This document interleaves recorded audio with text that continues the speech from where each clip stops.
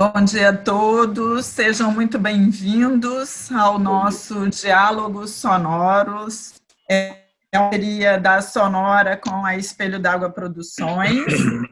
Hoje, o nosso primeiro webinar, discutiremos políticas públicas para as artes em tempos de pandemia.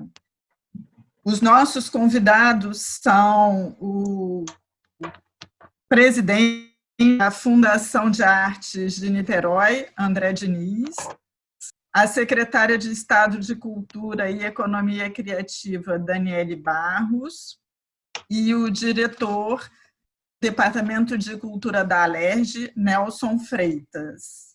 Os nossos entrevistadores são Eduardo Cimbalista, que é jornalista com atuação marcante nas redações e diretorias do Jornal Brasil, da TV Globo e do Tele Monte Carlo, atual diretor do Diário da Província do Rio de Janeiro, e a equipe da Sonora, Roseli Máximo, jornalista e produtora cultural, Jaime Leibovitch, ator, poeta e apresentador de televisão, Roger Hitz, músico, videomaker e também produtor da TV Hits, e Jason Prado, jornalista, escritor e produtor cultural.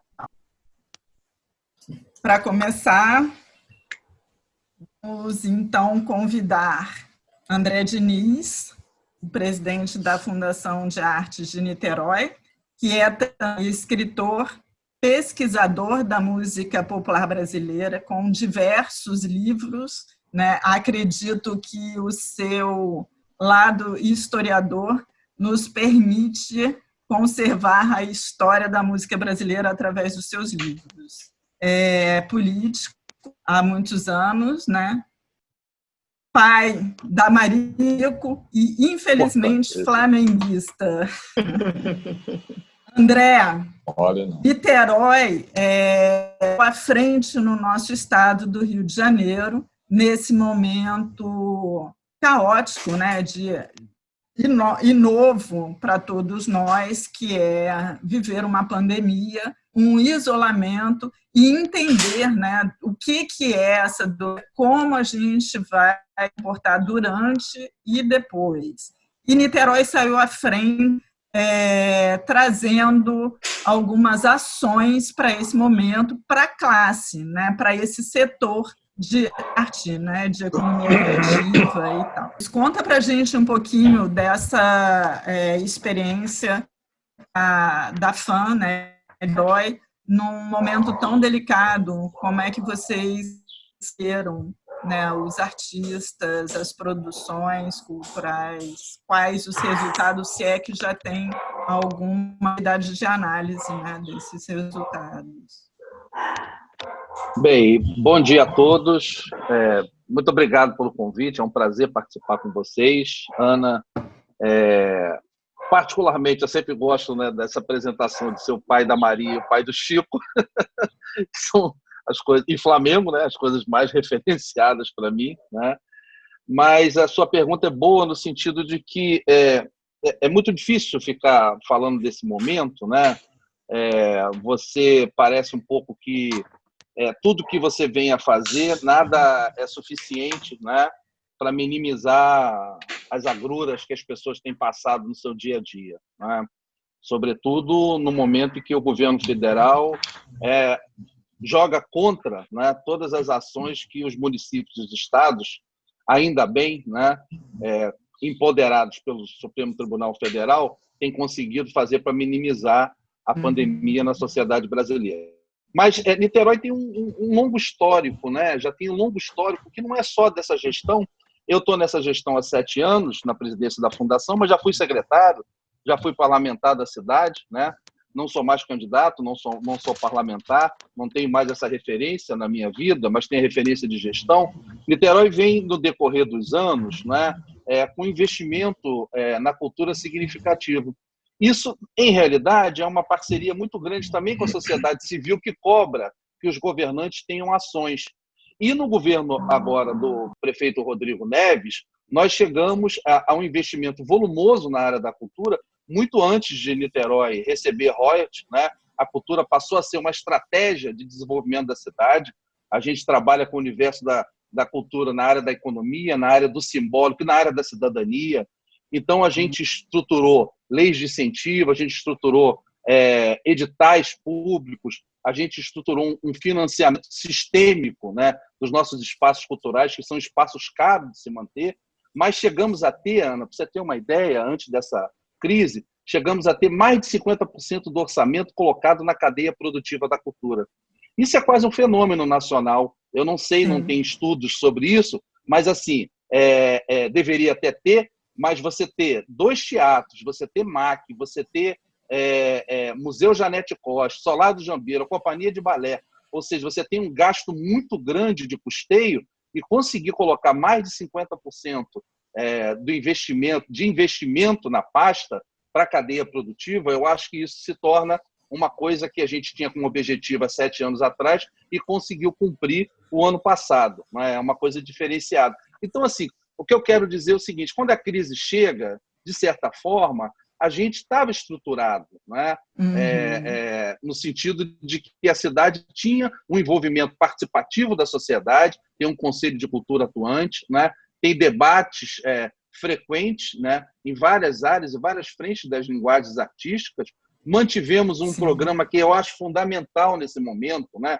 Se ele tem esse nome, se esse nome fez parte do governo passado, ou do governo do município do Rio, ou estadual, ou governo federal, que inventem outro nome para ele, ou aperfeiçoe, né, esse método de lidar com o território na cidade, que é o programa Cultura Viva. Então, a gente tem hoje lá 10 pontos de cultura, 2 pontões, a gente manteve essa relação. Para você ter uma ideia, esses pontos de cultura e esses pontões, eles têm mapeados mais de 180 grupos que criaram uma rede de solidariedade na cidade. Então, assim, manter essas políticas de ações no território também foi muito importante nesse momento para a gente criar essa rede de solidariedade. Eu fico imaginando se eu não tivesse feito tábula rasa da cultura, não é? Um ministério que se foi, uma secretaria inexistente, completamente inexistente. Completamente inexistente. Eu, realmente, em relação ao governo federal, eu não espero praticamente nada. Estou aí torcendo para a lei Aldir Blanc, né? A lei de cultura emergencial, mas um governo que não passou até agora para os estados e municípios, né? O dinheiro de combate à pandemia, que já matou mais de 30 mil pessoas, eu não vou levar fé que os 2 bilhões e pouco vão chegar, né? As pessoas estão me perguntando, Niterói vai ter 3 milhões, como vai gastar? Eu falo assim, eu quero é gastar. Gastar eu sei, isso eu aprendi em gestão. Então, mas eu quero que chegue os 3 milhões. Não vou desanimá-lo, mas aqui no debate franco com vocês, eu acho muito difícil, né? Se para salvar a vida não chegou, como é que vai chegar? Enfim, vamos torcer, né? Apoiamos os parlamentares que fizeram isso, essa brilhante ideia, com a participação da cadeia produtiva dos artistas, mas eu queria sintetizar, para deixar as pessoas falarem também, dizer isso. Dizer que Niterói já tinha um histórico de investimento, não é? Já tem um histórico de investimento na cultura, a gente fez o dever de casa, não é? E aí, obviamente, você trabalha bastante sob a liderança de um prefeito, você teve aí uma sorte de ter uma arrecadação maior de royalties, mas eu volto a dizer, a casa foi organizada antes de você aumentar a arrecadação de royalties, então, quando chegou, você pôde ter mais tranquilidade orçamentária para fazer as coisas, né? Mas eu acho que o principal é que a gente reconheceu que a política, que a cultura é uma opção política, e ela faz parte de uma compreensão de cidade, faz parte de um olhar estético da compreensão da cidade, de respeito à memória, de respeito às tradições e também, óbvio, né, de inseri-la no desenvolvimento econômico da cidade. O nosso investimento no audiovisual está muito ligado a isso, estava dando já muitos frutos, né, econômicos para a cidade. Então, eu queria colocar isso para você, só para a gente iniciar o debate. Tá? Mas é um prazer estar aqui com vocês. Muito obrigada, André. Daniele Barros, secretária de Estado de Cultura e Economia Criativa, professora, delegada federal de desenvolvimento agrário, uma amante das artes, né? Acho que depois de algumas tentativas no poder do Estado, na Secretaria de Cultura, conseguiu, enfim, liberar o nosso Fundo Estadual de Cultura, dar vida a ele. Secretária, conte um pouquinho sobre a experiência de emergência, de auxílio, fazedores de arte do Estado, né? Um edital democrático que atendeu o Estado como um todo. Sei que foi muito trabalhoso, mas o resultado vai ser bem positivo. Conta para a gente um pouquinho sobre essa experiência. Primeiro, eu gostaria de cumprimentar todas as pessoas que estão nos assistindo, os meus companheiros também que estão dividindo comigo a responsabilidade de conversar um pouco sobre cultura nessa live, dizer que eu estou muito feliz com o convite de poder conversar com as pessoas, né, no finalzinho da manhã, sobre um tema que é tão importante, tão relevante, que está tão em alta, porque estávamos falando, antes mesmo de entrar no ar, a importância da cultura também nesse tempo de pandemia. Visto que passar esse tempo dentro de casa, sem poder assistir um filme, ler um livro, ouvir uma boa música, seria ainda muito mais difícil. Eu quero dizer que eu estou muito feliz lá à frente da Secretaria de Cultura e Economia Criativa do Estado do Rio de Janeiro.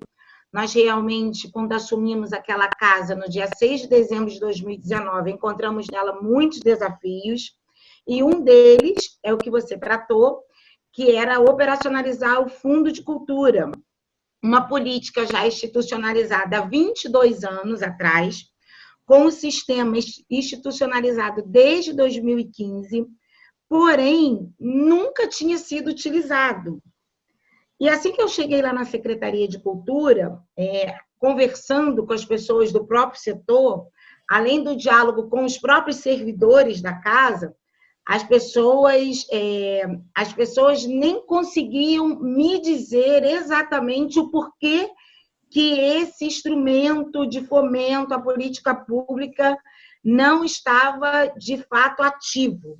E aí nós iniciamos um trabalho de investigação, diagnóstico, depois um trabalho de diálogo com os setores, né, envolvidos nessa possibilidade de destravar esse recurso, e aí foram muitas idas a Fazenda, muitas idas à Procuradoria do Estado, e aí nós descobrimos o caminho, havia um caminho que precisava ser percorrido, nós percorremos todo esse caminho de forma processual e contamos muito com a participação dos nossos companheiros secretários que precisavam, de fato, nos ajudar, também com a Casa Legislativa do Estado do Rio de Janeiro, também com o governador do Estado, e nós conseguimos, graças a Deus, a gente conseguiu ativar o Fundo de Cultura e, com os recursos do Fundo de Cultura, elaborar um edital, que é o Cultura Presente nas Redes, e esse edital, de fato, Ana, muito bacana, está dando ainda muito trabalho, porque a gente está indo para a fase do pagamento. Nós ousamos em fazer o primeiro edital do fundo, um edital para atender as pessoas físicas. Então, a gente ampliou muito o nosso trabalho, mas eu acredito que era uma resposta que a sociedade precisava receber. As pessoas já estavam esperando isso há 22 anos. A gente consegue ativar o fundo em meio a uma pandemia. É lógico que, assim como o André tratou, a gente já vinha trabalhando para ativar o fundo antes da pandemia. Mas, de fato, ele foi ativado em meio à pandemia e não poderia ser diferente. Nós temos um comitê do fundo, nós temos um conselho, que é um órgão consultivo, deliberativo, que também nos ajuda a pensar a política pública para o fundo estadual. Nós ouvimos o setor, nós ouvimos as pessoas e nós, então, iniciamos a elaboração desse edital, que, de fato, foi um grande sucesso. A perspectiva é premiarmos 1.500 pessoas. O que é muito importante é que ele vai ser distribuído em todo o território do Estado do Rio de Janeiro, porque nós descentralizamos a política pública e nós descentralizamos o edital, no sentido de que tem uma cota para a capital, mas também tem uma cota lá para o Noroeste, tem uma cota para o Sul Fluminense, permitindo que as pessoas pudessem ser selecionadas entre si e que desse a possibilidade de todas as pessoas participarem. Porque, para além de ter vagas distribuídas para todas as regiões, todos os tipos de manifestações artísticas também puderam concorrer ao prêmio. Então, quem é da cultura popular do funk pôde concorrer ao prêmio. Quem é de circo pôde concorrer ao prêmio. Quem faz teatro, quem toca uma música, quem é um escritor. Então, quem dá uma oficina de formação pôde concorrer, no âmbito cultural, pôde concorrer ao prêmio. E nós temos, assim, muita coisa boa que daqui a pouquinho vai ser distribuído numa plataforma que as pessoas vão poder acessar e, para além do mais, as pessoas vão receber esse prêmio para depois exibir a sua arte. Então, assim, é também a possibilidade, nesse momento de pandemia, fortalecer a economia do setor cultural e a economia do estado do Rio de Janeiro. Vamos conversar agora um pouquinho com Freitas, diretor de cultura da Alerj, produtor da Baixada Fluminense. Ficou muito conhecido pelos projetos Quinta, 8h30, 6h30 e Som na Praça. Nelson, como a Alerj está se posicionando, né, em termos de políticas públicas para esse período de pandemia e, obviamente, pós-pandemia, né? Com certeza, para a gente, fazedor de arte, o mundo não será o mesmo, né? Por muito tempo conviveremos com o vírus e as nossas ações, né, nos espaços públicos serão diferentes. Como a Alerj vem pensando sobre isso? Então, eu estava parabenizando a André Diniz, a secretária de Estado. Realmente são vitórias, né? Acho que Niterói realmente tem dado uma contribuição enorme para a cultura no estado do Rio de Janeiro, assim como a Secretaria de Estado agora dá um novo passo. Com relação à Alerj, a Alerj é legislativo, né? Então, quando eu cheguei à Alerj, eu tive que pensar toda uma política pública de cultura para a instituição, mas nós não somos fomentadores, né? Por exemplo, não nos cabe, nós não somos executivo, né?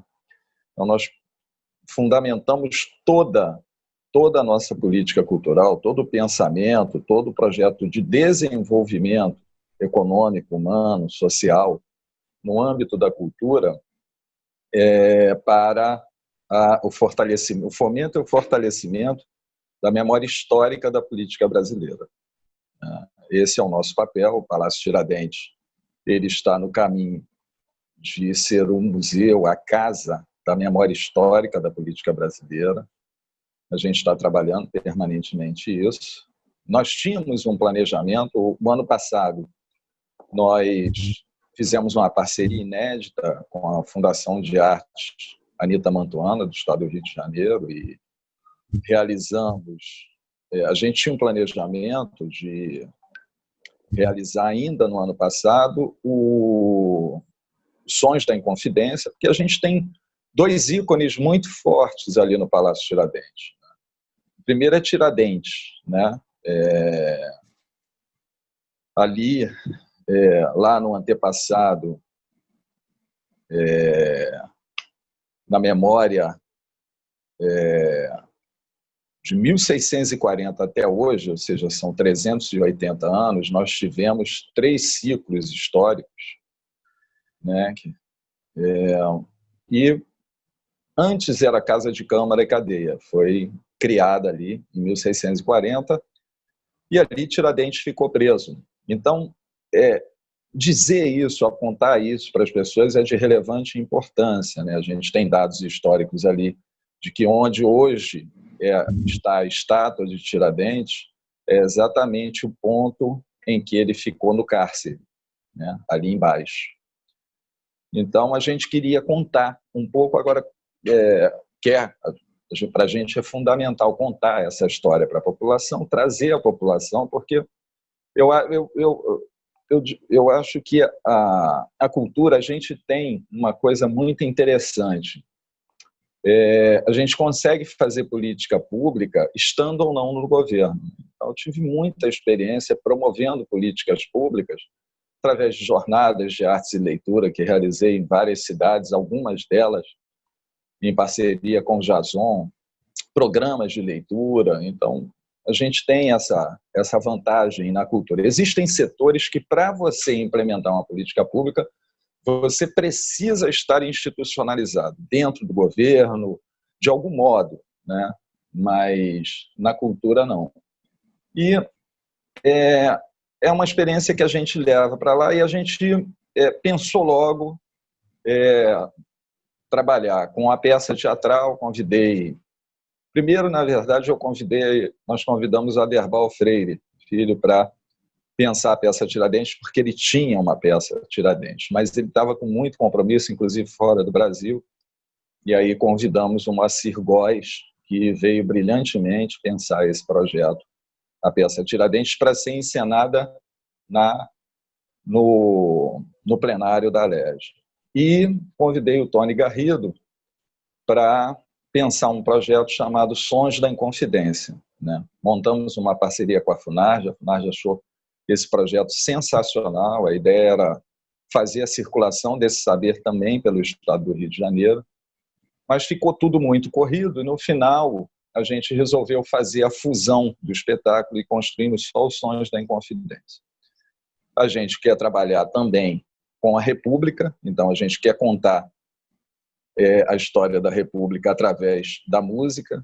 Os Sons da Inconfidência, na verdade, ele é a leitura da Inconfidência Mineira através da música produzida naquele momento. Então, a ideia é conversar com a população, mostrar a ela que a essência da nossa música brasileira estava ali em 1700, no século XVIII. Ela vem naturalmente nos cânticos de rua, nos viçungos, nos cantos de trabalho dos escravos, e é apropriada pelos poetas da Inconfidência quando se transforma o lundu em modinha imperial. Então, a gente conta bastante essa história. A gente virou o ano passado com uma perspectiva e tivemos que reverter completamente esse quadro. Nós fomos pegos completamente de surpresa, porque é muito confuso. A atividade cultural, ela tem uma demanda extrema do presencial, né? A sensibilidade, a sensação, ela é indissociável do presencial, né? Com exceção de um filme, e mesmo assim, né, existem demandas enormes. Agora, a gente realmente está fazendo uma leitura. Imediatamente nós criamos um grupo de pesquisa, estamos colocando em prática no nosso projeto editorial, que é um projeto amplo, então a gente está produzindo. A gente está com um livro infantil, que é um conto de ficção escrito pela Estela Guedes Caputo, que é o Tiradentes Conta em Confidência.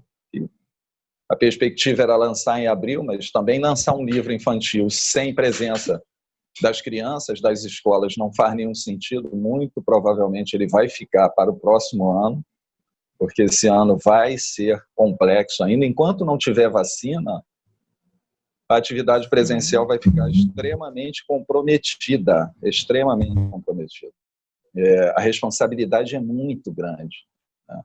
Então, a gente está fazendo uma leitura, claro, de todo o projeto histórico do Palácio Tiradentes. Então, a gente está trabalhando hoje com vários pesquisadores da casa que fazem a visita guiada, são formandos em história da arte, ciências sociais, e a gente está implementando um trabalho grande para fazer a leitura e transformar em livro a performance da mulher na memória histórica da política brasileira, a história dos direitos humanos ali, desde a Casa de Câmara e Cadeia, todas as conquistas que nós tivemos até os dias de hoje.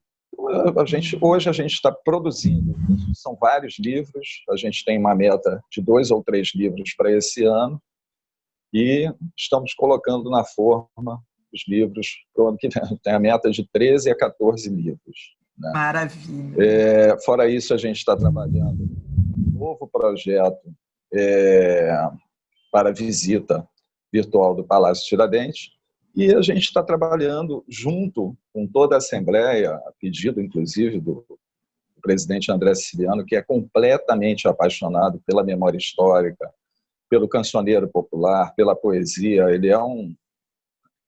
O André é um cara diferente no meio da política, né? Ele é um cara completamente focado em artes, em leitura, e ele quer muito que a gente faça um projeto único para o Palácio Tiradentes, aquele que é o ícone da República, né? Acho que no Brasil é o prédio que foi erguido para a República. E aí a gente também tinha o planejamento de, em novembro, a gente lançar os Sonhos da República, que é exatamente a leitura brasileira no advento da República, uma parceria com o Galo Preto, o Grupo Galo Preto, que esse ano também está celebrando 40 anos. Enfim, a gente está fazendo a releitura disso tudo e vamos reavaliar tudo. A gente, para te dizer, hoje, é muito complexo, né? Eu fico olhando assim, live de teatro, é muito complicado. Muito. Né? Eu acho que a gente precisa um outro repensar agora. Né, Nelson? Eu acho que o eixo de uma política cultural é o desenvolvimento. Então, a gente construiu ali um programa que, ele, na verdade, é um programa que se chama Caminhos do Brasil Memória. Inclusive, secretária, a gente precisa falar disso, porque tem 2 equipamentos do Estado que estão no Caminhos do Brasil Memória. Nós reunimos ali, são 13 equipamentos culturais. Vão entrar mais alguns equipamentos no decorrer, que é o Convento do Carmo, o Centro Cultural da Justiça Eleitoral. A PGE já ficou completamente encantada e com muita vontade de aderir a esse projeto. Então, é um projeto todo focado no desenvolvimento econômico através do turismo de memória histórica. A gente tem um centro histórico, e são muitos os centros históricos no Rio de Janeiro. Só para a gente ter um parâmetro, a Espanha hoje é o segundo país mais visitado do mundo. O primeiro é a França, depois a Espanha e, em terceiro lugar, os Estados Unidos da América. O eixo do projeto turístico da Espanha é a memória histórica, né? A Espanha está arrecadando em torno de 190 bilhões de euros. O Brasil celebrou 2009 com 28 bi de euros. Só o Rio de Janeiro, os centros históricos, nós estamos construindo vários centros históricos no Rio de Janeiro, e serão vários caminhos do Brasil Memória. A gente tem o Caminhos do Brasil Memória Centro Histórico Praça 15, mas a gente vai ter outros caminhos do Brasil Memória. Estão trabalhando com a Arquidiocese para criar as igrejas históricas do Rio de Janeiro. São os caminhos, enfim. Uma política de cultura completamente voltada para essa memória histórica e contemporânea da política brasileira, presente na Alerj, e com essa capilaridade que a gente tem de interagir com os meios e poder implementar um projeto, de fato, que venha contribuir para que o Rio de Janeiro cada vez mais retome, primeiro, a sua qualidade de ícone na promoção da cultura, da arte no Brasil. E depois que ele tenha um projeto de desenvolvimento com eixo na formação humana e cultural da população à altura da população do estado do Rio de Janeiro. Maravilha, Nelson. Vamos seguir, então, com os nossos entrevistadores, né? Dou a palavra a Pardo. Simbalista, com você. Bom, eu queria mais uma vez destacar aí essa luta incansável, né, que é o Jackson Prado, que lidera já há alguns anos um movimento cultural importante, né, do qual já participou aí o Nelson e já participou também o André. E já conversamos um pouco com a secretária Daniele sobre esse momento criativo que as lives nos trouxeram, e o Nelson, que a emoção não é a mesma do presencial, mas eu acho que nesse momento de I can't breathe, sufoco e de opressão, isso serviu de alguma maneira para a expressão artística e cultural da arte e da cultura, na música, nas leituras.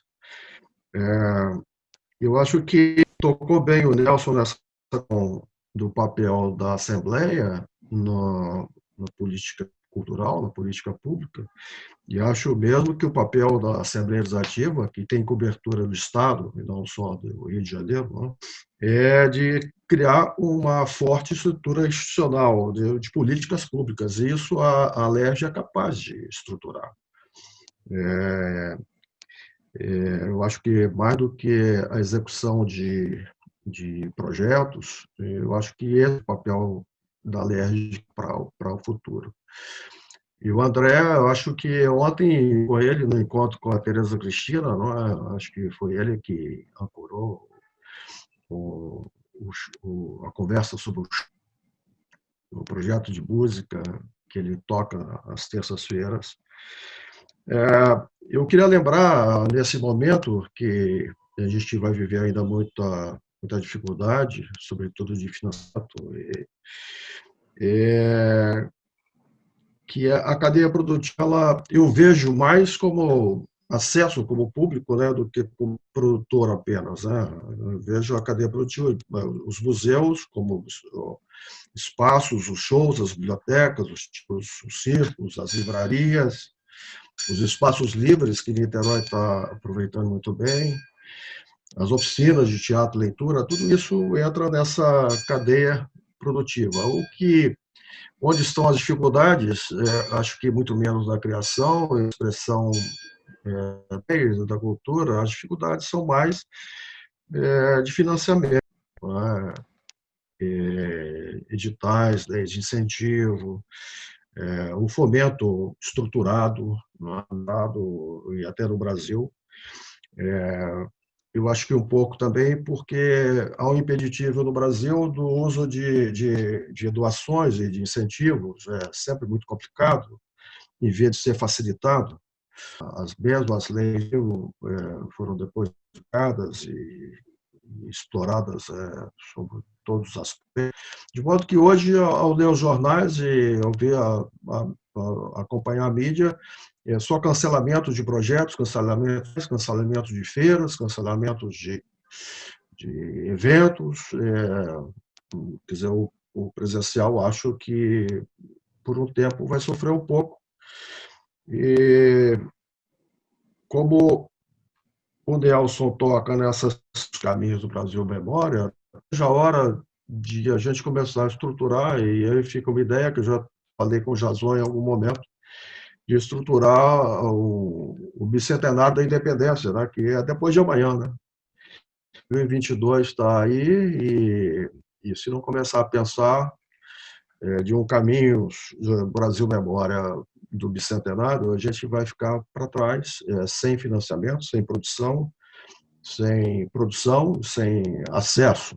Eu tinha até há algum tempo a gente estruturar uma exposição holográfica que pudesse botar na banda larga, aí, no roteiro, nas escolas e tudo mais, dos personagens da independência, e com alguma discussão, porque ali na Livraria da Maldade, ali na Livraria do Olivar, que é a banca do Olivar de livros, já houve gente que passou e dizia: Tiradentes é uma mentira, isso não existiu. Eu queria registrar a presença aqui de um grande músico, um grande parceiro, que é o José Maria Braga, está na tela aí com vocês, diretor da Escola de Música Vila Lobos, do Estado. Grande Zé. Eu acho Fala, André. Fala, E Zé. aí, cara? Beijo, Zé. Prazer aí ver vocês, secretário. Prazer enorme. Nelson Freitas, André Diniz, só fera. Tá vendo? Eu fico muito feliz de ver que temos aqui Caxias, Nova Iguaçu e Niterói. Belfo Roxo, cara. Belfo Roxo é tudo. Belfo Roxo é sempre esquecido, até na live. Mas para com isso, deixa disso. Belfo Roxo, Baixada presente. Baixada Cruel e Sinistro São de Belo. o maior carinho pela Baixada, você sabe disso. Sou um cara da Baixada. Eu sei que eu não tô nos entrevistadores, cheguei atrasado, cheguei tarde, mas eu poderia fazer uma pergunta à secretária? Por favor, eu gostaria que os entrevistadores se coloquem, né? Os nossos entrevistadores são de vocês, vamos aproveitá-los. Para a secretária Daniele Barros, prazer enorme. Eu queria perguntar, eu vi recentemente a secretaria lançou um edital, é muito interessante, um edital, inclusive amplo, com bastante gente ali, e de produção de espetáculos online, enfim. E eu acho que foi um dos primeiros editais assim, grandes, né, lançados pelos governos do Estado. E eu queria saber, existem outros programas nesse sentido, para esse período que a gente está sofrendo aí com essa quarentena? Sim, deixa eu ver se... Sim. Primeiro, estou muito feliz com a sua chegada, que bom, né? Vai engrossando esse caldo.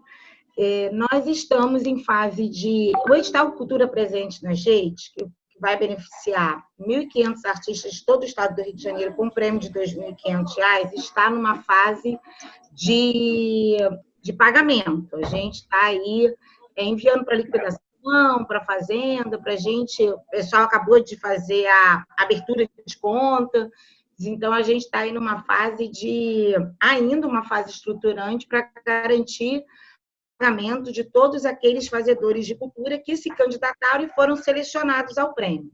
Paralelo a isso, a nossa comissão de editais, muito impulsionado pelo PL, que também foi votado na Alerj, que nos orienta a compra de ingressos antecipados dos equipamentos cultura do Estado do Rio de Janeiro, nós já estamos fazendo a elaboração de um edital que garanta que os equipamentos públicos possam se credenciar e que a gente possa, de fato, comprar esses ingressos antecipados. Vem um pouco nessa modelagem de compra de ingressos antecipados, de maneira que a gente possa garantir que os equipamentos possam permanecer abertos e que depois a gente possa levar aos equipamentos, porque serão equipamentos privados, a garotada das escolas públicas, que muitas das vezes não tem acesso a um cinema, a um teatro, de forma escalonada, de maneira que não traga prejuízos aos equipamentos que aderirem a esse programa. Então, já tem um edital aí em fase de elaboração, já está no setor jurídico da SESEC, e, para além disso, a gente quer muito trabalhar com fortalecimento do sistema de cultura, porque para existir sistema, precisa existir financiamento. Muitas das vezes a gente fala muito do sistema de cultura, mas, na verdade, ele não se efetivou. Então, a gente quer muito trabalhar para a efetivação do sistema. Então, nós já estamos trabalhando na elaboração, e a gente vai contar muito, né? A gente tem muita coisa para falar depois dessa live. A gente vai contar muito com a participação também do Legislativo do Estado do Rio de Janeiro, que nunca tem virado as costas para a cultura, pelo contrário, tem sido muito solidário com as questões culturais do Estado do Rio de Janeiro, porque, para a efetivação do sistema, nós vamos precisar de um instrumento, talvez autorizativo, da Alerj, porque a gente não tem, de fato, instrumentos hoje jurídicos que nos permitam isso.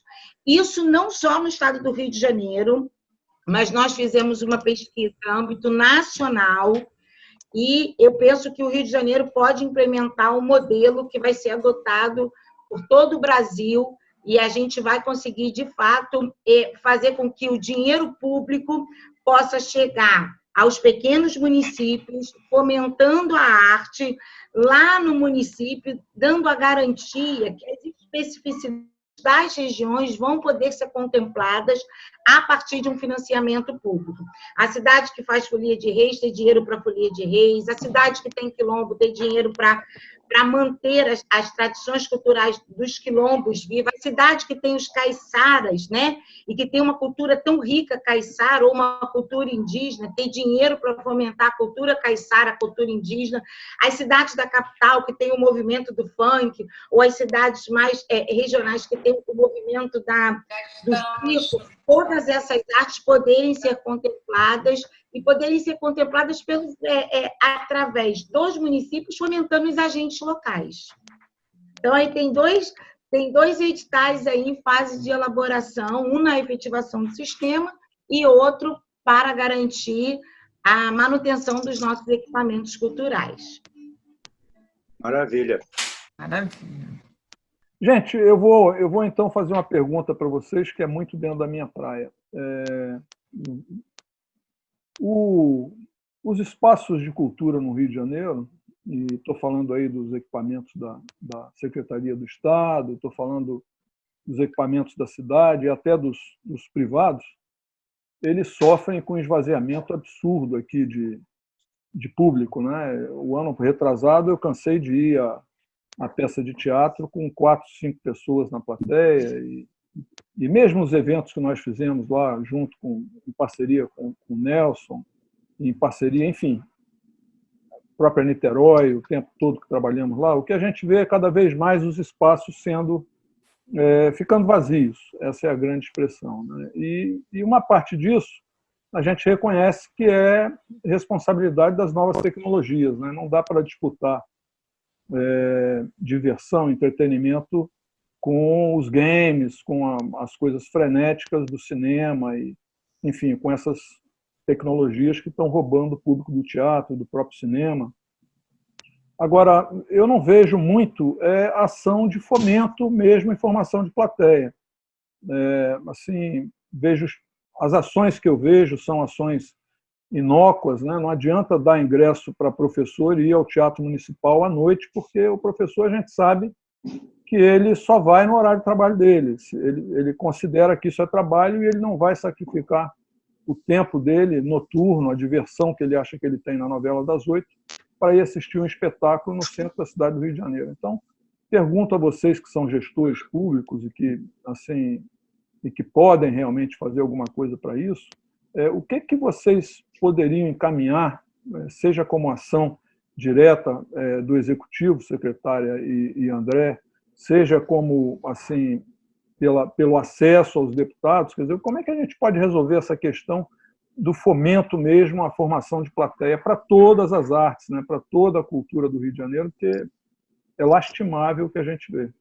Eu também me preocupo com essa questão da garantia da garantia da gente ter um trabalho voltado para a formação de plateia.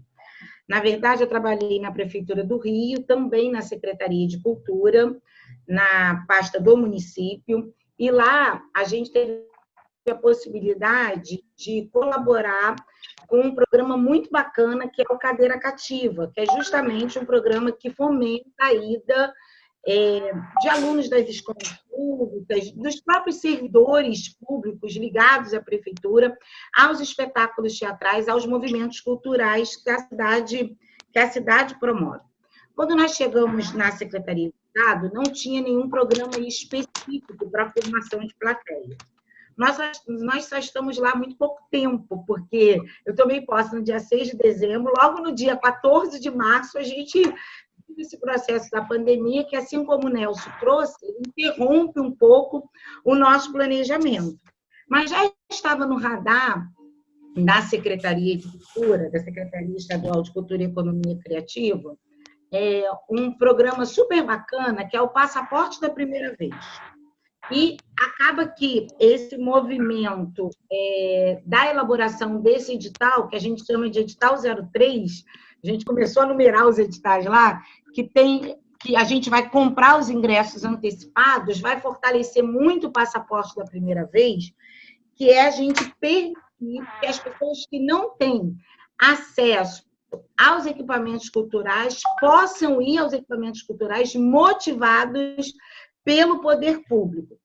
Para mais do que pensar em garantir o acesso às pessoas, a gente também percebe que a gente precisa garantir a logística das pessoas para determinados espetáculos, para determinados equipamentos públicos, numa espécie da gente não só levar as pessoas, mas da gente mediar aquilo que as pessoas vão ver e vão assistir. Então, não basta a gente distribuir um ingresso, por exemplo, de um espetáculo de ópera numa comunidade da cidade do Rio de Janeiro.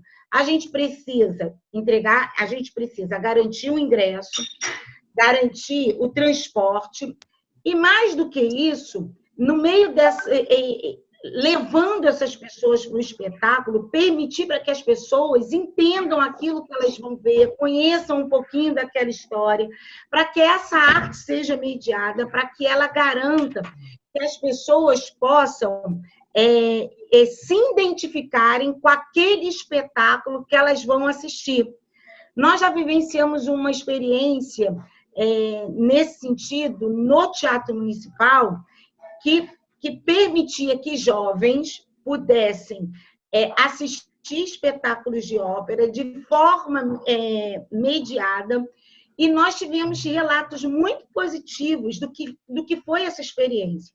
A ideia é a gente voltar com essa experiência, que foi uma experiência bem-sucedida. O nosso projeto piloto vai acontecer na comunidade da Rocinha. Então, a gente já está mapeando a comunidade da Rocinha para garantir isso. Então, logo a gente possa retornar com as atividades presenciais, a gente efetiva o passaporte, é um passaporte cultural da primeira vez, é o Estado mediando a primeira vez no teatro, a primeira vez no cinema, a primeira vez numa galeria de arte. Então, é o Estado mediando isso, não só garantindo o ingresso, mas levando, apresentando numa espécie de um guia cultural. E a gente quer fazer, a gente quer viver isso, e eu tenho certeza que vai ser um sucesso a efetivação desse programa, muito parecido com o que a Leste também faz, porque a Leste também tinha uma espécie de um passaporte, isso nos inspirou a fazer esse passaporte também a nível estadual de maneira um pouco mais ampliada. Perfeito. Tomara que dê tudo certinho, porque as artes do Rio precisam disso, né? Eu me despeço de todos vocês, mas me coloco à disposição para outros encontros, para outros diálogos, tá bom, queridos? Maravilha. Obrigada. Obrigado. Até logo. Até logo. Muito Beijo. obrigada, Daniela. Nada, queridos. Roger, você quer falar? Queria mandar um alô aí para o André Diniz. Faz um tempo que eu não vejo o André. Fui algumas vezes ao Candongueiro com o André, estudei com o André na UF. Parabenizar Niterói, que está à frente realmente. Niterói, é o que o André falou, Niterói deu continuidade a um projeto de ponto de cultura, que eu acho que nunca teve um projeto desse nível, desse alcance no Brasil e talvez até no mundo. Esse projeto foi copiado por outros países, como a Colômbia e até como a Inglaterra. Então, eu que, por exemplo, moro e rodo muito aqui, percebo que o que existe ainda de produção e de resistência é fruto dessas políticas ainda, mesmo que capenga, que faltou uma coisa ou outra, o que existe são os fomentadores e as figuras dos pontos de cultura, assim como nas escolas os animadores culturais. Né? O Zé Maria pode falar muito bem disso. Então, o Niterói deu continuidade a esse processo. André, muito legal isso, é uma referência. Na verdade, o Niterói disponibiliza um canal de discussão e esclarecimento de uma série de coisas com o restante do Estado. Diversos coletivos, como o Pilma Baixada, como, enfim, outros coletivos, tem esse suporte técnico, esse apoio institucional de Niterói. Isso é fundamental, é aonde eu quero chegar. Esse edital do Estado, no qual eu fui contemplado e que vai me salvar durante um mês e meio, mais ou menos, muito bem-vindo, é muito legal, poxa, bacana. Tem que ter mais coisas, a secretária, é uma pena que ela foi embora, mas ela colocou uma série de novas ações mas eu penso que, em relação a esse edital, primeiro deve existir um canal de comunicação entre as pessoas que ganharam o edital e a Secretaria de Estado, porque fica tudo muito distante, até para que a gente possa potencializar essas realizações, essas produções. Então, isso é muito importante. Isso está aliado a valorizar e a perceber esses produtores de cultura que estão completamente... Imagina o cara que toca em trem, eu conheço algumas pessoas que tocam, vivem disso, que construíram sua casa.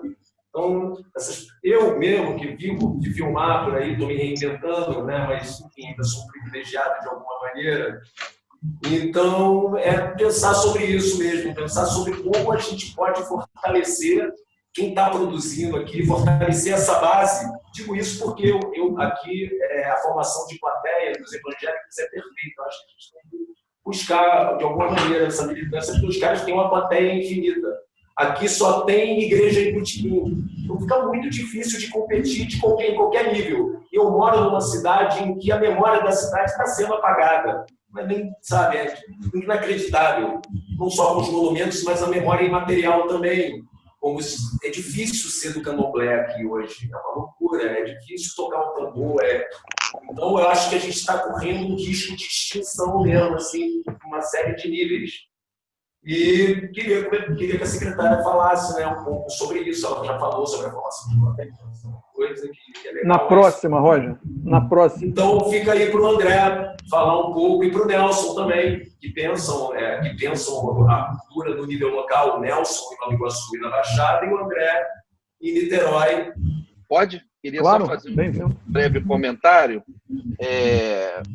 Até ratificando com relação ao presidente da Alerj, né, o André Ceciliano, meu xará, estou até devendo os livros para ele, ele realmente tem um diferencial, tem um gosto aprumado pela leitura, mas eu queria dizer a vocês que, sobre a colocação da formação de plateia, por exemplo, eu vou insistir nessa coisa que a cultura é uma opção política, porque isso não é fácil, isso vai estar ligado ao que eu vou falar depois aqui, inclusive a própria representação que a cultura tem no universo da política.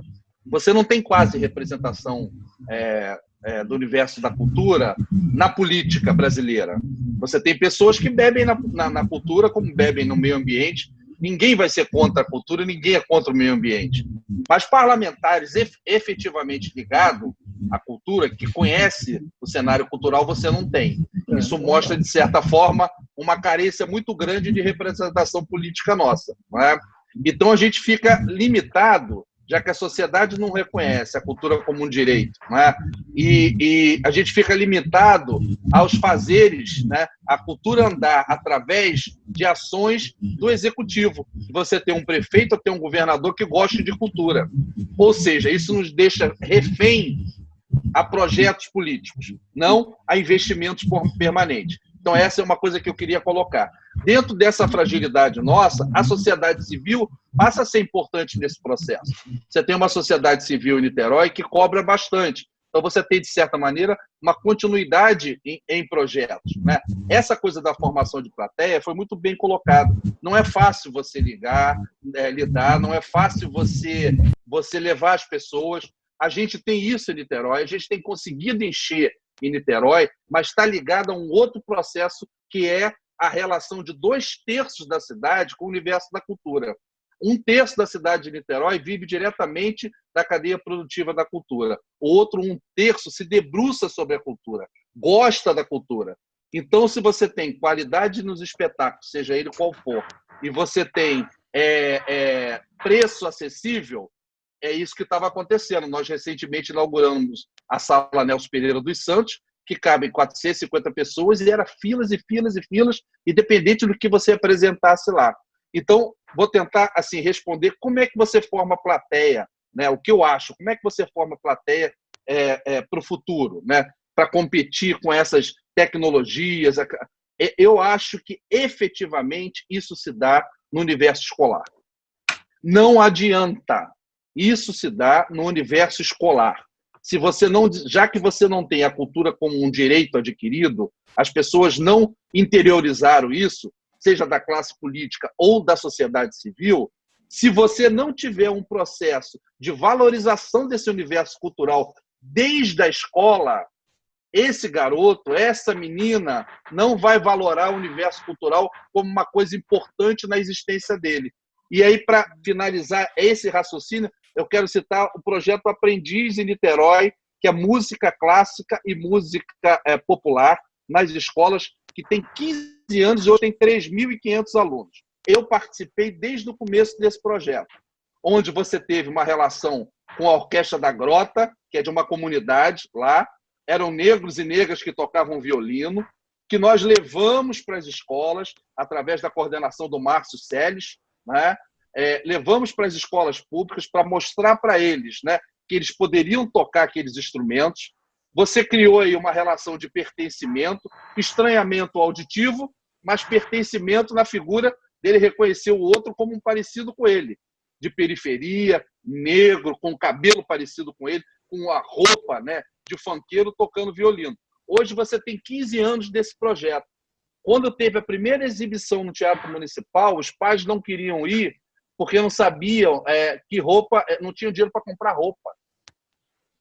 A última exibição que foi feita o ano passado, né, esse ano, infelizmente, não conseguimos fazer, iríamos fazer no segundo semestre, mas devido à pandemia, você tinha filas e mais filas nos 2 teatros para os familiares irem. Hoje, a lei deles, né?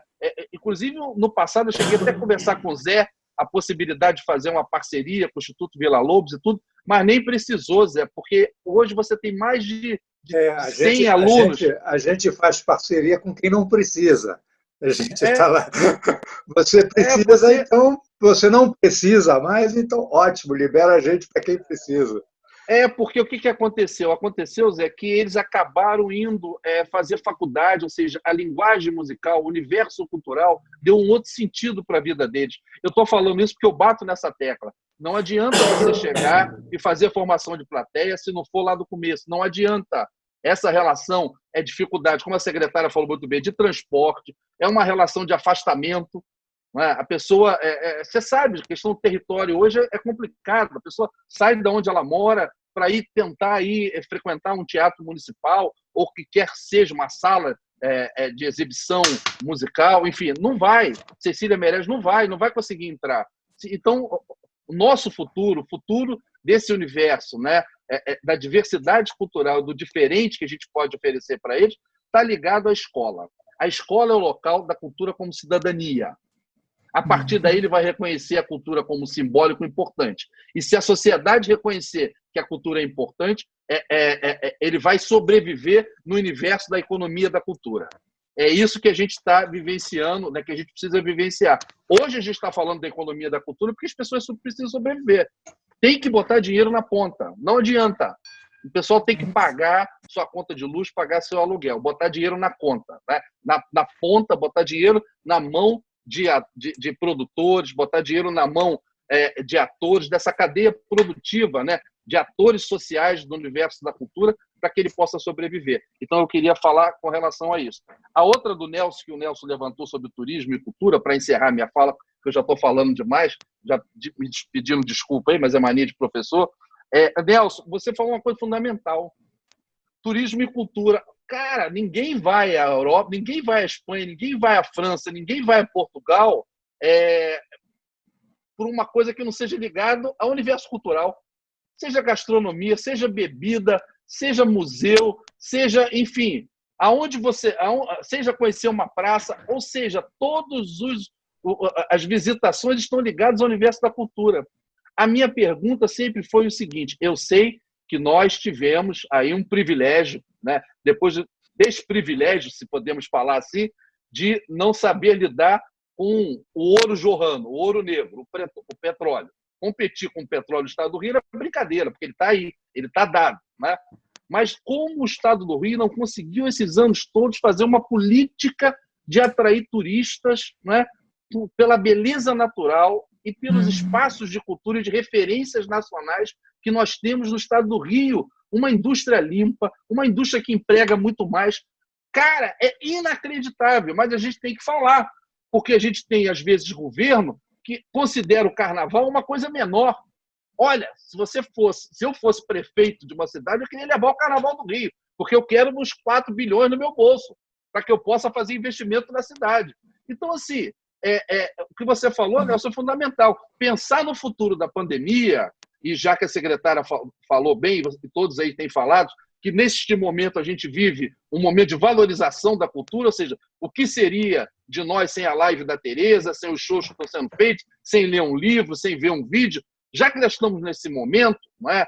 E estamos num momento de enfrentamento político ainda, mundo negacionista, aí dessa parte da sociedade negacionista, que não valoriza nenhuma tradição iluminista, seja na área da educação, seja na área da cultura, seja na área dos saberes gerais, da ciência, é o momento da gente fazer essa reflexão. A saída, quando a gente puder sair, efetivamente, quando efetivamente tiver a vacina, né, o porquê não repensar o papel da cultura e do turismo no estado do Rio de Janeiro? Gente, é surreal. Está dado. Assim como estava dado o petróleo, está dado. O que falta para que a gente possa avançar numa cidade como o Rio de Janeiro, numa indústria que emprega muito mais, aproveitar que o petróleo é uma coisa que está em crise constante, né? Sobe, desce, vamos fazer uma coisa perene. Né? Então, eu só queria colocar essas duas observações levantadas por Nelson, levantadas pela secretária, levantadas por Jasson, né? O Jasson, com relação a isso, tá bom? Desculpe se falei muito. Muito obrigado aí pela oportunidade. Eu quero só fazer um retoque nessa sua fala aí. Primeiro, é claro que eu reconheço esse espaço da cultura no turismo, mas não dá ideia não, cara, porque a pior coisa que pode acontecer no mundo foi colocar a Secretaria de Cultura dentro do Ministério do Turismo. É de uma... Não, eu também concordo. É de uma ignorância... Eu também concordo. Tirando isso, Nelson, quer falar sobre isso aí? Deixa eu botar o som do Nelson. Eu acho que tudo passa, de fato, assim, pela formação de plateia.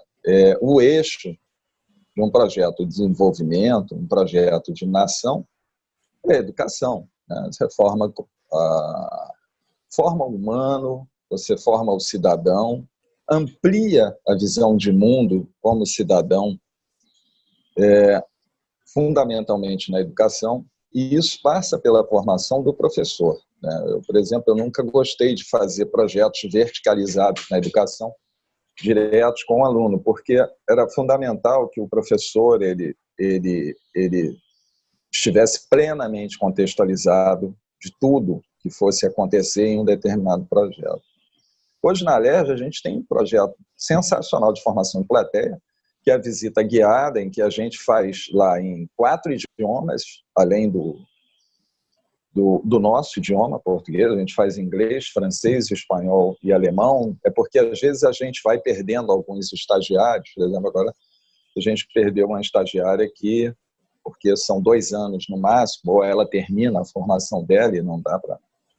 Então a gente faz essa vivência na língua natal de uma pessoa que chega lá para conhecer esses 380 anos de memória histórica da política brasileira ali. E a gente retomou uma política também de promoção do acesso, que são os ônibus e lanches para as crianças. Então, agora, tudo que se faz é muito pouco. Né? É claro que é fundamental a gente... o Caminhos do Brasil Memória, por exemplo, a gente criou o passaporte porque nós precisávamos ampliar a circulação de pessoas no final de semana. A gente estava com um problema grave ali, é um problema de insegurança, de poucas pessoas nesse aspecto. A Polícia Militar montou um projeto específico para o Caminhos do Brasil Memória, porque sem segurança também fica muito difícil de se produzir. E hoje, uma das coisas que mais impacta o Rio de Janeiro é o aspecto da segurança. Eu me recordo que eu cansei de ir a espetáculos no Jazz Maria, 20 anos atrás. Eu saía de Ipanema 1h da manhã, a praia estava lotada. Hoje em dia, 9h30 da noite, Ipanema é um deserto. Então, a gente está vivendo um momento crítico, delicado, na cidade do Rio de Janeiro, no estado do Rio de Janeiro. E para reverter esse quadro, é claro, a gente precisa fundamentalmente da cultura. Agora, para isso, a gente precisa mudar muita coisa. A própria cultura, às vezes, o gestor cultural, ele ele quer fazer a gestão de um centro cultural para o artista frequentar, ele não dimensiona que ele tem que formar o cidadão, ele tem que formar o humano. Tem muita coisa para se mexer. É muito complexo, é um setor complexo. Agora, eu acho que a gente tem uma força enorme na produção de renda, uma força enorme na produção de divisas para o Brasil. A gente tem um centros históricos no Rio de Janeiro, de grande relevância para a memória histórica e contemporânea, não só da cidade, mas do país. Então, é fundamental que hoje, e não tem trabalho no turismo do Rio de Janeiro, a gente não encontrou absolutamente nada que pudesse medir o impacto da população, o desejo. Nós somos movidos pelo desejo, né? O ser humano ele é fundamentalmente movido pelo desejo. E como o Brecht falou, tem a fala do Brecht que é sensacional, que é o maior prazer do ser humano é pensar, né? E o Goulart falava sobre isso, que o que nos diferencia de todos os outros seres é que todos os outros são biológicos, nós somos seres culturais. Porém, nos tornamos cultos quando apreendemos o conhecimento que está guardado no outro. Então, é esse desejo, é esse interesse que a gente precisa construir como política cultural. A gente precisa desconstruir um certo profissionalismo na cultura, a gente precisa se aproximar de todas as áreas, nós precisamos nos aproximar dessa rede, eu acho que a gente é uma rede, e precisamos construir uma política muito forte. Por exemplo, a gente precisa de um trabalho em rede grande para fazer o bicentenário da independência. E dentre outras ações que a gente precisa construir no Rio de Janeiro, a gente tem, só no Centro Histórico Praça 15, a gente tem o Instituto Cultural da Aeronáutica, Museu Nacional, Museu da Imagem e do Som, Museu da Justiça, Museu da Marinha, Palácio Tiradentes, naquele passo maravilhoso que é a Praça 15. Então, poder convidar as pessoas. Agora, é um trabalho muito amplo, a gente precisa promover festivais de gastronomia aos fins de semana, precisa fazer da cidade do Rio de Janeiro um lugar de bem-estar, um lugar onde você vai e apreende um conhecimento que está guardado e sai dali muito melhor do que como chegou. Não só da cidade do Rio de Janeiro, toda a cidade tem esse potencial. A gente precisa mexer muito na estrutura. Agora, é porque não dá tempo, mas o Jason tocou na questão que é fato. Formação de plateia. Formar de plateia não é distribuir ingresso, mesmo viabilizando ônibus, não é isso. É um trabalho extremamente específico. Não é complexo, é extremamente prazeroso. Eu acho que tudo que o artista quer, que as produções querem, é fazer esse trabalho de formação de plateia que a gente fez, né? Inclusive, recentemente, no próprio Festival Finais de Artes e Leitura, que a gente promovia a peça, a gente tinha toda a introdução da Vianinha, né? E, enfim. Nós fizemos isso em Niterói, né? Fizemos também, isso em Duque de Caxias, pelo Leitura Ampla, secretária Augusto, Nova Iguaçu, enfim. Você citou Espanha e França. É impossível pensar nesses países sem essa formação de plateia. O eixo, a curva de desenvolvimento é a apropriação da memória, né? É o desejo. Mas muito mais do que isso, se você vai morar numa cidade, a primeira coisa que você quer saber é como é que é a cultura dessa cidade, como é que são as pessoas lá. Você já está falando de cultura. É o entendimento do que é arte e cultura, né? Cultura é a formação do cidadão. E eu acho que o que a gente precisa buscar é isso. A formação de um indivíduo. É muito mais do que a formação de plateia. Quando você forma um indivíduo, ele se apropria daquilo que ele tem interesse, ele tem direito à escolha. Isso é bom ou não para mim, né? Educação anda junto com cultura, porque a gente está falando de formação, né? Educação no seu sentido mais amplo. Como formar um cidadão, como formar um indivíduo. Eu queria fazer uma reflexão, na verdade. Eu acho que concordo plenamente com o André E eu acho que a gente está sempre correndo atrás do rabo, o cachorro tentando morder aquele rabo curto, que fica dando volta, rodando, rodando, rodando e não chega a lugar nenhum. Mas eu acho que a gente não chega a lugar nenhum porque todo esse processo está dissociado da escola. E não há nada, não há nenhum processo que se torne contínuo se ele não passar pela escola. Ele começa lá na escola, começa na pré-escola, começa na escola primária e na por aí formação vai. do professor. Porque se você não forma para ter, não adianta você pegar o cara adulto. Eu fiz shows com o Nelson Sargento nas arenas culturais, a R$10, a R$5, o cara preferia ficar na birosca tomando cerveja. Mas não é assim, porque ele perdeu o hábito, ele perdeu o tal. Enfim, a escola. Na verdade, ele nunca teve. A escola é um negócio em que ele não se reconhece dentro dela, ele precisa se reconhecer dentro da escola. Eu acho que a coisa mais brilhante que a gente teve de formação, até de plateia e de inserção, cultura dentro da escola, ainda foi o movimento de animação cultural. Eu dei sorte na minha vida, no governo Brizola, primeiro governo Brizola, e dei sorte de encontrar algumas pessoas na minha vida. A professora Cecília Conde, por exemplo. Eu fui animador cultural em Belfor Roxo, viu, Roger? Lá numa área de ocupação de terra, no mutirão de Nova Aurora, 5.000 famílias ocupavam aquelas terras ali, e nós fomos para lá fazer animação cultural. E tempos depois, quando entrou o fatídico Moreira Franco para governar o Rio de Janeiro, que desmontou toda a estrutura, eu voltei a Belfor Roxo, porque eu mudei meu título de eleitor para lá, e encontrei um burro. Isso não é uma imagem, não, gente. Isso não é metáfora. Não é metáfora, não. Realidade. Eu encontrei um burro pastando dentro da biblioteca da escola, a biblioteca que continha um dos melhores livros, uma coleção de livros infantis maravilhosa. O burro pastava dentro da biblioteca e corria uma vala negra dentro da biblioteca. Mas assim, eu fiquei maravilhosa. Triste. Eu nunca mais voltei naquele CIEP. Fiquei tão triste. Mas essa é a nossa história. Então, a metáfora é maravilhosa.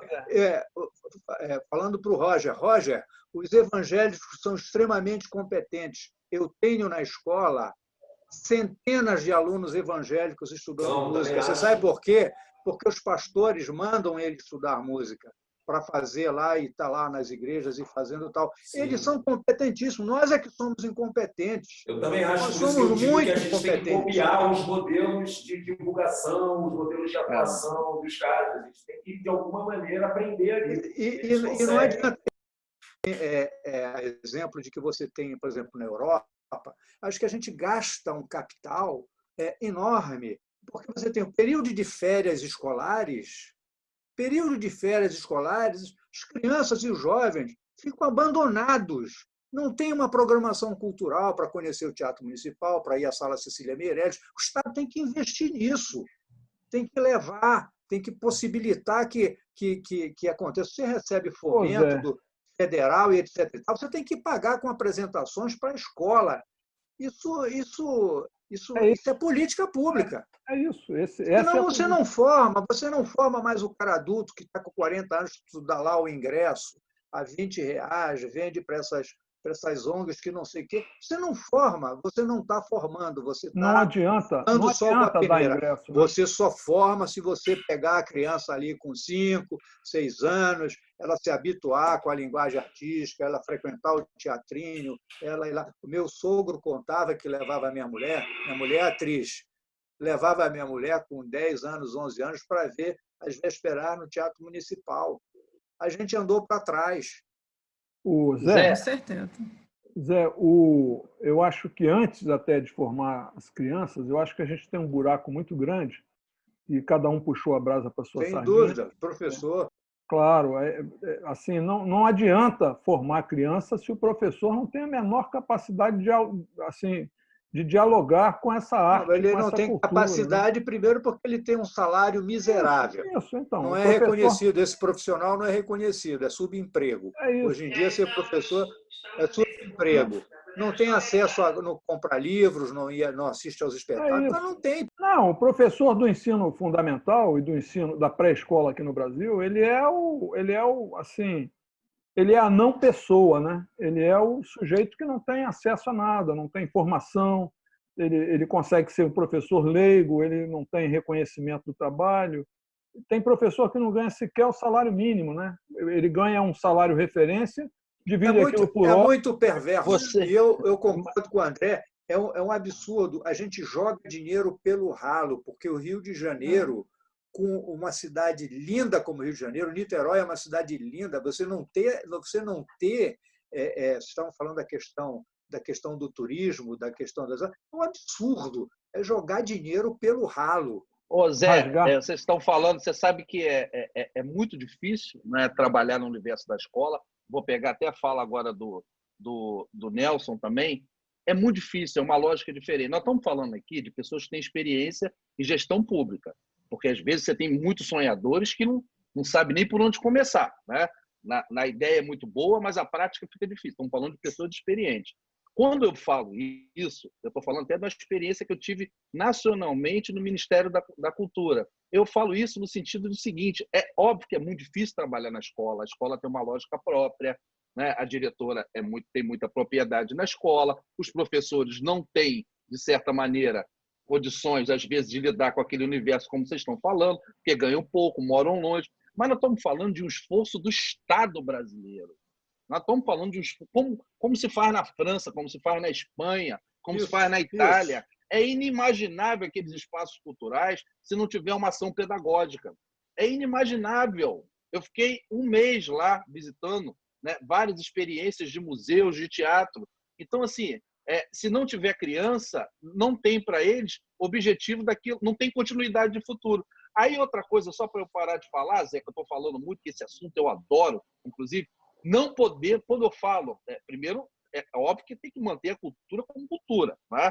Não tem que ser acoplado ao turismo. O que eu estou dizendo é que ambos juntos potencializa o que dá argumento para a gente na sociedade, que é econômico. Né? Hoje a cultura é um poder econômico, é claro que é um poder econômico, tem que ser mais ainda. Ela é muito mais um poder simbólico, né? Mas ela é muito um poder econômico também, que é o que a gente precisa agora. Quando eu falo isso, eu falo que a gente não pode, essa parceria com a educação, não pode reduzir a cultura a um projeto pedagógico. Esta é a diferença. Se reduzir a cultura a um projeto pedagógico, ela morre na sua capacidade de romper parâmetros. Ela morre, você amarra esteticamente ela numa escola fracassada iluminista, né? Uma escola com muros. A cultura, ela, nos municípios, ela dá um sacode no universo da educação. É fácil? Não, é dificílimo. Você tem que ter município, com parceria do governo do estado e com parceria do governo federal. Agora, sem isso, velho, não tem como não andar. Você, inclusive, está no momento de rever essas coisas, porque essa nova sociedade que a gente está querendo, essa nova sociedade, ela vai ter que incluir essas pessoas que estão fora desse processo produtivo e de cidadania. Senão não tem nova sociedade, tem nova para a gente, que estamos aqui em casa, com um apartamento 3 quartos, né? Podendo sair, voltar, seguro. Senão não tem nova sociedade se não tiver inclusão. Inclusão de cidadania plena, cultural e educacional. Posso fazer finalizar rapidamente? Tem uma pergunta que eu queria fazer lá atrás, mas nós temos muito o que fazer, né? Tem muitas pontas soltas para a cultura. Mas uma pergunta que eu já tinha pensado é sobre eventos abertos em praça pública, que eu acho que o pós-pandemia vai precisar, e a gente tem uma vocação no Rio, né, para os eventos ao ar livre. E me parece que ainda é muito difícil, é muita burocracia, é muita dificuldade para o produtor criar um evento público. É possível ter alguma mudança? É real essa dificuldade? A gente pode fazer alguma coisa para que o evento possa sair com mais facilidade, a gente possa multiplicar, né, algum investimento público, obviamente, mas talvez com alguma renúncia a mais ou menos exigências para que isso seja realizado? Não sei quem poderia falar. Eu acho que a sua pergunta complica, porque eu acho que a gente só vai conseguir isso quando acabar essa pandemia, né? Assim, a Acho também. não pode... Não, sim, eu já penso em pós-pandemia seria que vai demorar muito para que as pessoas possam ir aos lugares. Só depois que tiver vacina, medicamentos, etc., a gente conseguirá ocupar o espaço público como antes, né? Ou o Manolo amanhã tomar um chope. O que ela fala é a necessidade da vivência e da experiência no espaço público, né? Eu acho que, assim, você tem hoje, não é que seja difícil, né? Mas é um pouquinho complexo, porque a responsabilidade de você aglomerar com pandemia, mas sem pandemia, uma aglomeração, ela demanda inúmeros requisitos de segurança, né? Então, é claro que existem parâmetros, tanto do ponto de vista legal na legislação, quanto no projeto executivo, que precisam ser respeitados, plenamente respeitados pelos produtores. Agora, a gente tem muita demanda, né? Muita demanda de vivenciar o espaço público. Eu não sou muito adepto dos eventos de massa, né? Eu acho que a gente precisa vivenciar coisas menores e mais intensas, né? Eu acho que a grandeza de um projeto ela não passa por um evento de massa. A grandeza de um projeto passa pelo seu conteúdo, pelo seu projeto. Agora, eu acho também que, falando dessa coisa de formação de plateia, nós somos um aglomerado de fragmentos na política brasileira, né? Nós temos um sistema único de saúde que não é único, né? O ensino fundamental, e o nome é muito bom, né? Ensino fundamental, ele não é importante, ele é fundamental. Esse ensino é um aglomerado de fragmentos, porque cada cidade é responsável por pagar o seu professor, por uma política. Nós não temos um padrão de escola nacional, nós não temos um padrão de biblioteca nacional na escola, nós não temos um padrão de laboratório. As próprias cidades hoje, perdoa alguns secretários de educação, mas eu já vi isso na experiência com a gestão pública. O secretário de educação ele se preocupa, vários secretários, em manter a escola limpa, salário do professor em dia e da alimentação e uniforme para o aluno. A própria política de educação local não é implementada pela secretaria, não é pensada pela Secretaria de Educação. Então, a gente precisa ter um projeto de nação, um projeto de país. Quem falava muito disso pela educação, e as pessoas até confundiram, esse cara está neurótico, era o Cristóvão Buarque, né? Em que ele falava, olha, enquanto a gente não for uma nação, a gente não consegue ter um projeto de desenvolvimento sustentável. Quer dizer, claro que para você ter um projeto, é claro que o desenvolvimento econômico é fundamental para a qualidade de vida. Agora, não existe sustentabilidade sem uma população economicamente ativa, mas com forte identidade cultural. Sem isso, é inviável, porque é quando se alia compromisso a comprometimento, né? É o cidadão que se compromete, né, com a sua cultura, com a sua formação, com a formação do ser da sua comunidade. Então, olha, o desafio é grande. Mas eu acho que isso funciona cada vez mais a pensar projetos e trabalhar muito. Vou confessar uma coisa a vocês, cara. Quando o nego liberar essa quarentena, acho que eu vou passar uma semana na rua. No Manolo. Tomando chopp, conversando sobre futebol. A gente precisa disso, cara. A gente já marcou no Manolo. A gente precisa. Não é possível, né? Aguenta mais esse negócio, cara. Isso é muito bom, está tudo ótimo, a gente está aqui, tá uma porra, cara. Que perrengue que os caras empurraram pra gente. Muito difícil. Crica, o Jaime Leibovitz está desconfortável, Jaime Leibovitz? Eu estou vendo aqui de vez em quando aparece uma mensagem aqui, mas em inglês, então não entendo nada, não sei o que fazer. Mas eu queria falar Posso falar?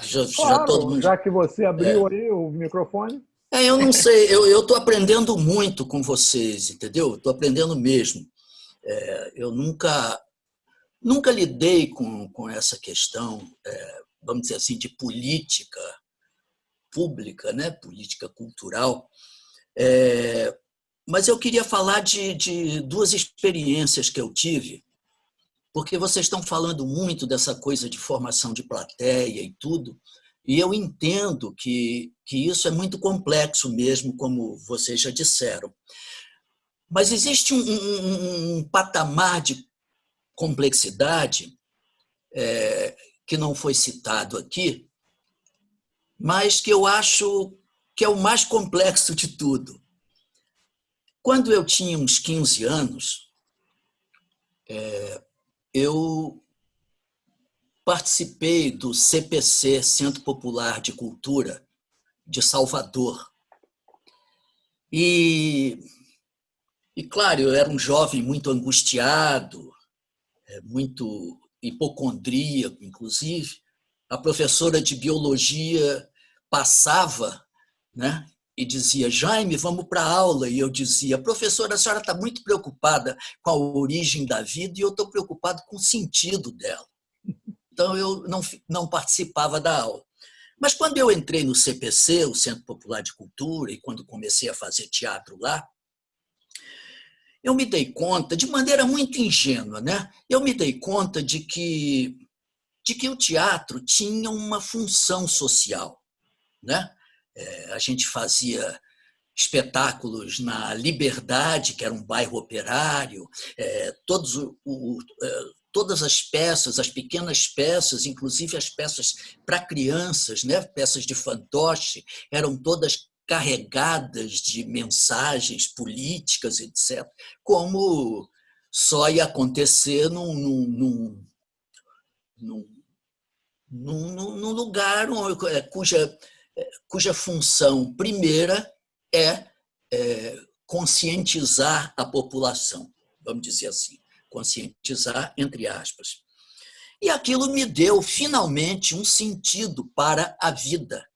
Ou seja, eu que sempre gostei de fazer teatro, eu que sempre pensei em fazer teatro, de repente entrei num lugar que, além da possibilidade de fazer teatro, me mostrava uma função revolucionária, vamos dizer assim, do teatro.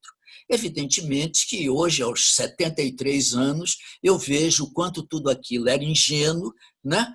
Mas ali participavam pessoas incríveis, né? E cujo trabalho até hoje eu admiro muito. Então, essa é uma história. A outra história que eu quero contar, e depois eu vou explicar de que se trata, eu trabalhei durante algum tempo numa escola municipal em Xerém.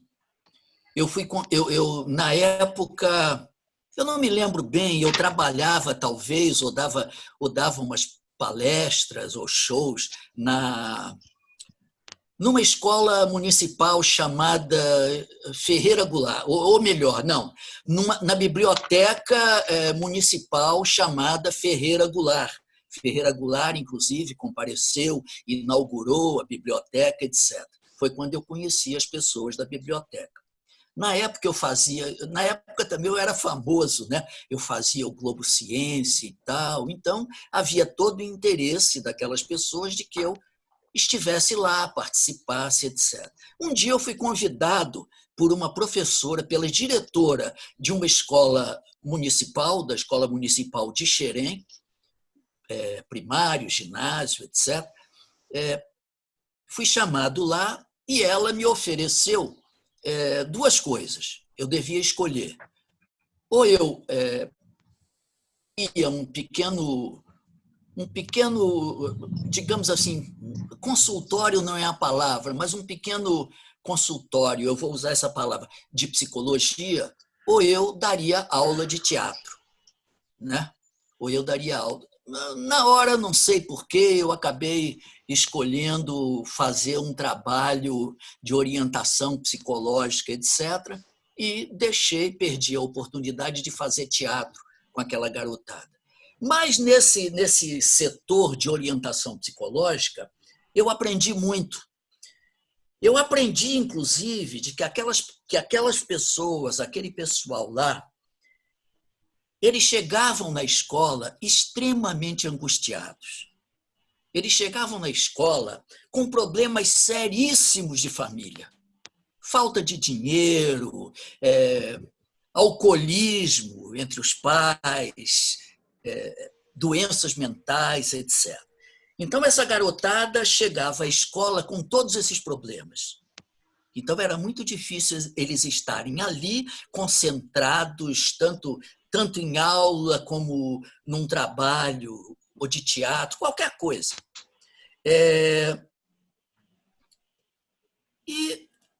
Bom, eu atendi durante um tempo lá, até que fui despedido, porque houve eleição e ganhou um outro candidato. Não importa se ganhou ou não ganhou.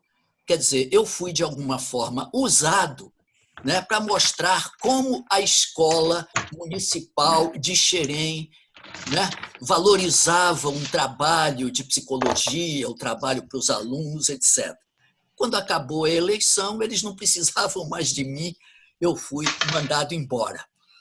De qualquer modo, aprendi muito, passei um bom tempo lá. E eu fico pensando, então, e aí eu estou falando da complexidade da coisa, né? Vocês que disseram que já é complexo formar plateias, etc. Eu estou pensando que apenas levar as crianças ao teatro, né? E apenas levar as crianças ao teatro e falar um pouco da peça, etc., é extremamente importante, mas a gente também não se dá conta da dificuldade que essas crianças têm, esses jovens têm, de aprender, de se entusiasmar e dizer, eu quero continuar. Tá? Porque esses jovens e essas crianças vivem problemas seríssimos.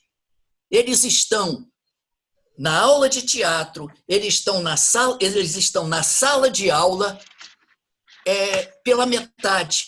Uma parte deles está em casa, está preocupado com a dor da família, com a dificuldade da família, com a angústia da família. E eles próprios estão muito angustiados.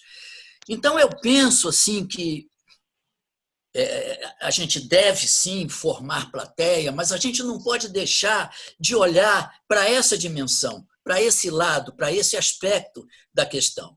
E, nesse sentido, o trabalho do professor é extremamente alvissareiro, porque é sobre o professor que a gente tem que trabalhar. Vai ser difícil, vai ser muito difícil, porque esse professor também vive todas as angústias que essas crianças, esses adolescentes vivem.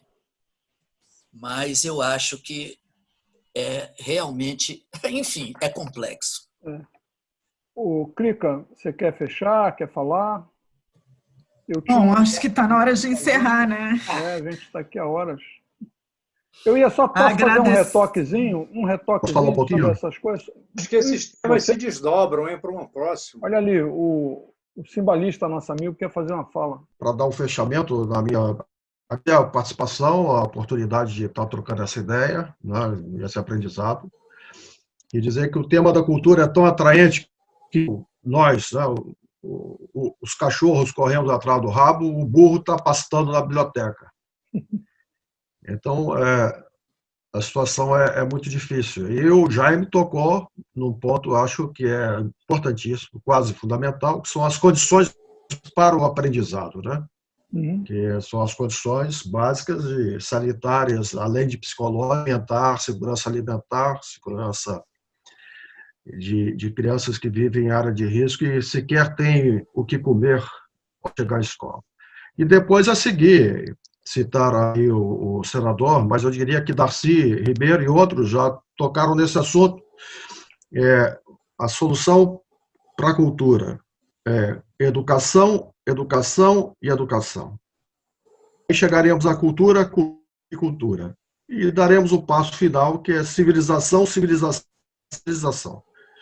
E nesse ponto, nós não temos ainda uma civilização brasileira, tínhamos até uma editora, né? Civilização brasileira, nem isso. Eu não vejo não vejo, nesse momento, em que nós estamos tão atrasados e tão carentes, eu não vejo problema na competição tecnológica. Eu vejo aí uma aliada transformadora, importante para a democratização da cultura. Enquanto a gente trabalha da base, que é a educação formal, a educação fundamental, eu acho que a tecnologia, num país continental nosso e de tantas carências, e que teve, por acaso, uma formação do ver, né? Vocês perceberam que as televisões tiveram um papel fundamental vou dizer, entre aspas, na educação brasileira e na cultura, na formação da cultura brasileira. E o brasileiro médio, não digo todos, aprendeu mais a ver do que a ler, né? E a emoção pela televisão, a emoção pelo rádio, das novelas do rádio, das narrações do rádio, a emoção das telenovelas, da Tupi, Globo e outras, criaram no brasileiro essa capa, né? Inventização da leitura, né? A qual o Jason, o Nelson e o André se dedicaram a vida toda, o próprio Jaime. Nós aprendemos primeiro a ver do que ler, né? Há um processo muito difícil, né, de compreensão, né, do problema. Você não basta você ter a informação, você tem que ter a capacidade de interpretar a informação, levá-la para o conhecimento e daí gerar cultura e, no final, civilização. Então, nós temos um trabalho muito grande, muito árduo, não é um trabalho individual, de grupo, de todos, né? De todos que se interessam por isso, porque eu tive até inveja desse burro aí que estava pastando na biblioteca. A sua não fica para trás, não, a sua biblioteca é muito boa. Crica, então, vamos lá? Simbalista, obrigado. Fala. Eu que agradeço. Então, agradecemos a todos pela participação. Esse é um primeiro encontro. Os diálogos sonoros seguirão até o final do ano, sempre com boas conversas. E temos muito trabalho pela frente num mundo, para nós, diferente, né? Acho que a pandemia está aí, mas o pós-pandemia não é tão simples, né? O vírus continuará entre nós. Vamos ter que descobrir caminhos para que possamos realizar o nosso trabalho artístico de uma maneira híbrida, talvez, né? O mundo online e o mundo offline será o caminho, né? Então, que possamos, ao longo desse tempo, né, ainda em isolamento, começar, de fato, a discutir, né, e tentar descobrir caminhos para que possamos realizar arte, né? A nossa plateia, os nossos teatros, nunca mais, ou por um bom tempo, não teremos lotação esgotada, como a gente sempre pensa, né? Um teatro de 100 lugares, a lotação esgotada talvez seja com 30 pessoas, né? Como será viver isso para o artista, né? Enfim, temos muita conversa pela frente, agradeço a todos, peço desculpas ao nosso público pelos problemas de tecnologia na transmissão, né? Eu sou uma pessoa com dificuldade de tecnologia, eu amo o mundo analógico, mas eu tenho que descobrir esse século XXI aqui tecnológico, né? Então, espero que possamos nos encontrar para o próximo diálogo, né? Agradeço a todos, equipe, convidados. Até a próxima. Um beijão. Tchau. Até. Um abraço. Obrigado. Abraço a todos. Tchau. Tchau, tchau. Tchau, Nelson. Valeu. Nelson, tu ficou sem áudio, Nelson? Tchau, querido. Ativei aqui. Tchau, gente. Tchau. Abraço aí a todos. Finalizar. Tchau. Sonora. Para quem curte música e seus bastidores.